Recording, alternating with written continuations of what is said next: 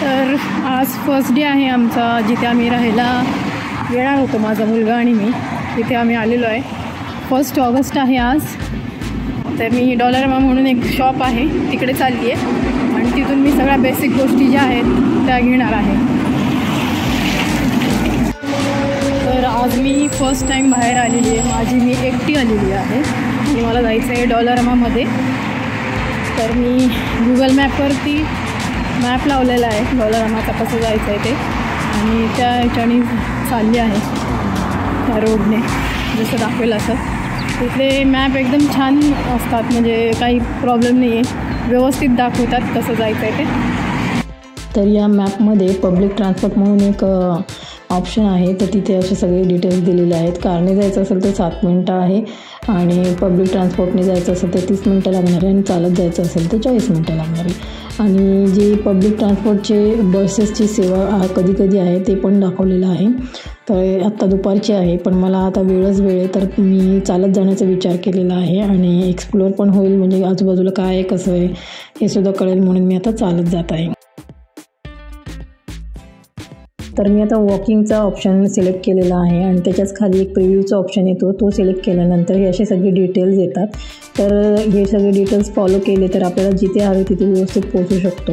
तर त्याच्यामध्ये सगळं व्यवस्थित देतात, लेफ्ट राईट कसं, आपण कुठे टर्न घ्यायचं आहे, कसं चालत जायचं आहे, कुठल्या बाजूने जायचं आहे, हे सगळे डिटेल्स असतात. व्यवस्थित खाली लिहिलेलं असतं, तर ते फॉलो करत जायचं आहे. तर जवळच आलेलं आहे माझं डेस्टिनेशन. बघूयात आपण. गाड्यांचा आवाज बघताय तुम्ही, खूपच आवाज होतो कारण हा मेन रोड आहे आणि तिकडे बघून व्यवस्थित चालावं लागतं. इकडचे रस्ते बघू शकता. आपले रस्ते कसे आहेत ते दाखवते मी इथे. तर इथे 3 लाईन्स आहेत, एक येण्यासाठी एक जाण्यासाठी, आणि मधली जी लाईन आहे कोणाला टर्न घ्यायचा असेल तरच तो मध्ये जाऊन टर्न घेऊ शकतो. तुम्ही इथे बघू शकता एक ॲरो दाखवलेला आहे लेफ्ट साईडला जाण्यासाठी. तर ज्याला कोणाला लेफ्टला जायचं आहे तो मध्ये येणार आणि मग तो लेफ्ट घेणार, असं सिस्टमॅटिक रूल आहे इथे. तर इथले ट्रॅफिक रूल्स हे खूप सिस्टमॅटिक आहे, खूप वेगळे आहेत आणि सगळेजण फॉलो करतात, जे चालत जाणार आहेत ते सुद्धा आणि जे गाडी चालवतात ते सुद्धा. त्यामुळे खूप छान वाटतं आणि खूप शिस्तबद्ध असं ते गाडी चालवत असतात इथले लोक.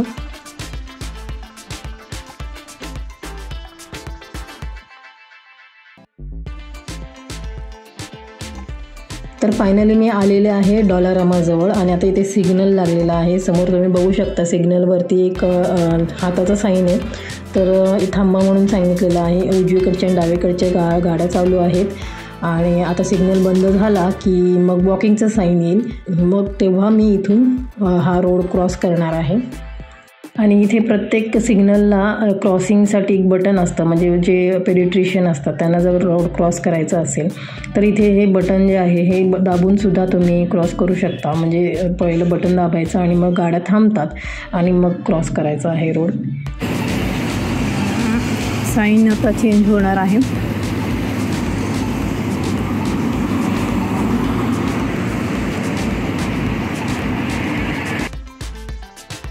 साईन चेंज झालेलं आहे, मी चाललेली आहे, तुम्ही बघू शकता. आणि सगळ्या गाड्या थांबतात त्याच्यामुळे, आणि तिचा एक टायमर लागतो की तेवढ्या वेळामध्ये आपल्याला क्रॉस करायचं असतं. आणि फायनली मी इकडे आलेली आहे आणि आता डॉलरमामध्ये जाते आहे. खूपच जवळ आलेलं आहे मी डॉलरमामध्ये. बघणार आहे काय काय आहे आज तिकडे. असं आहे डॉलरमा. तर बेसिकली डॉलरमा हे होलसेल शॉप आहे इथलं कॅनडामधलं. तर मोस्टली इथले $1 ते $2 वस्तू असतात, जास्तीत जास्त $4-4.5 म्हणजे 5च्या आतच सगळ्या गोष्टी असतात. काय काय घ्यायचं होतं पण मला आधी ट्रॉली घ्यायची. ट्रॉली कशी घेऊ? तर इथल्या ज्या ट्रॉलीज आहेत या अँटी थेफ्ट ट्रॉलीज आहेत, कारण या ट्रॉलीला डाव्या साईडला एक रॉड आहे आणि तो रॉड सगळीकडनं तर दिसतो शॉपिंग करताना. आणि मेन डोअर जे आहे शॉपचं त्याच्या बाहेर हे ट्रॉली घेऊन नाही जाऊ शकत, त्याच्यासाठी ही अशी खास ट्रॉली बनवलेली आहे. इथे सगळं कटलरी आहे बघू शकता. $4 $3 $1 $2 असं सगळं आहे. मला काय काय घ्यायचं ते मी बघते. अशा सगळ्या गोष्टी आहेत इकडे. त्याच्या पुढे हा एक सेक्शन आहे, सगळे डबे वगैरे असे मिळतात इथे. तर डबे तर लागणारच आहेत. बघूयात आता काय काय घेते. मी घरी गेल्यावर तुम्हाला दाखवेन मी काय काय घेतलेलं आहे. तर इथे बघू शकता आर्ट अँड क्राफ्ट, भांडी, घरातले जे काही सामान लागतं ते सगळं इथे जवळजवळ मिळतं. तर DIY जे शॉप झालेले आहेत आपल्या इथे तशा टाईपचे पण सगळ्या गोष्टी इथे आहेत. म्हणजे बुक्स आहेत, सगळे म्हणजे ब्युटी प्रोडक्ट्स आहेत, खाण्यापिण्याच्या वस्तू आहेत, कपडे धुण्याच्या वस्तू आहेत. म्हणजे अगदी A to Z सगळं, जसं DMartमध्ये सगळं मिळतं तसं इथे सगळं मिळतं. आणि $5च्या आत सगळं मिळतं अगदी स्वस्तात.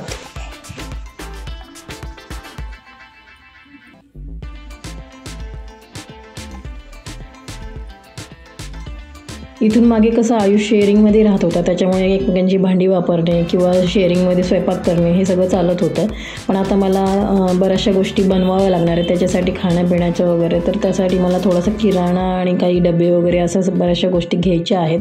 तर क्लिनिंगच्या पण गोष्टी आहेत, ते सगळं असं मला आत्ता घ्यावं लागणार आहे. एक लिस्ट केलेली आहे काय आहे आणि काय नाही आहे, त्याप्रमाणे मी इथं गोष्टी घेणार आहे.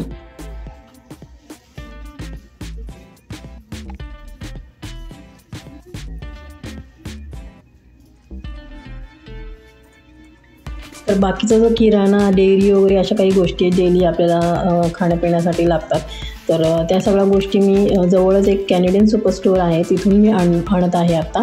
कारण मला ते माझ्या ओनरनी शॉप दाखवलेलं आहे आणि एक 10-15 मिनटाच्या वॉकिंग डिस्टन्सवर आहे आणि ते बरं पडतं आणि खूप चांगलं पण आहे.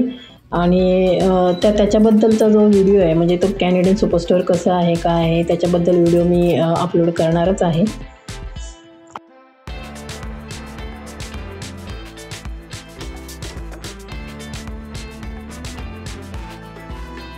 तर आता या बाजूला बिलिंग सेक्शन आहे, तर तिकडे मला शूट करता येणार नाही.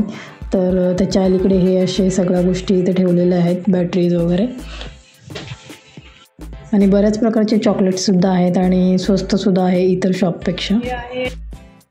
तर मागे मी तुम्हाला गो बस आणि गो ट्रेनबद्दल सांगितलं होतं. तर इथे हा अरोराचा गो बस आणि गो ट्रेनचा मेन स्टॉप आहे. तुम्हाला इथून कुठेही जाता येईल अख्ख्या टोरंटोमध्ये. तर हा स्टॉप मला लागलेला आहे जाता जाता.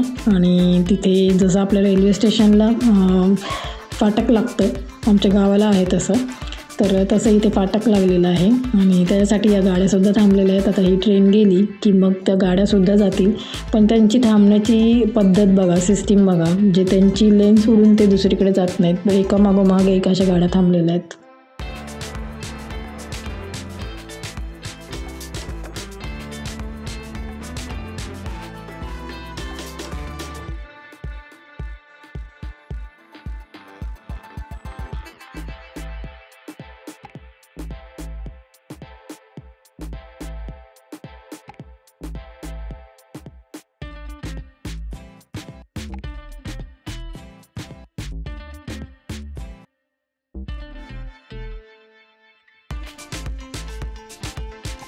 तर मी इथे थांबली आहे. इथला हा जो पोल आहे त्याच्यावरती एक बस स्टॉपचं साईन आहे. तर ते ब्लू बसचं साईन आहे, म्हणजे ब्लू बसेस इथे थांबतात. याला यॉर्क रिजन ट्रान्झिटसुद्धा म्हणतात. यॉर्क रिजन ट्रान्झिटच्या बसेस इथे थांबल्या जातात.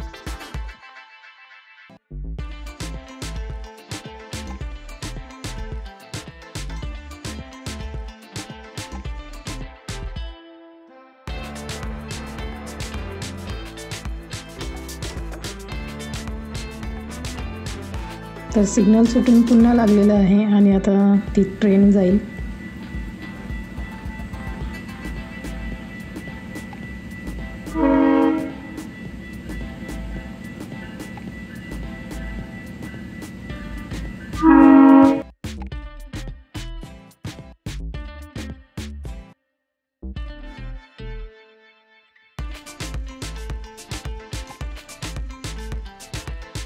तर गो ट्रेन आणि गो बसमध्ये चढताना आणि उतरताना दोन्ही टायमाला आपल्याला पेस्टो कार्ड हे टॅप करावं लागतं.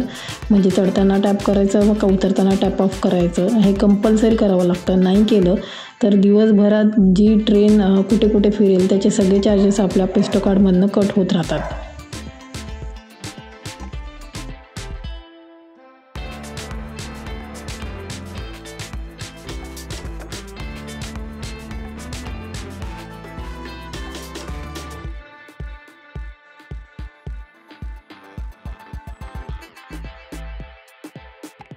तर हे सगळं सामान मी घेतलेलं आहे डॉलरमामधून आणि माझं याचं सगळ्याचं $100 एवढं बिल झालेलं आहे.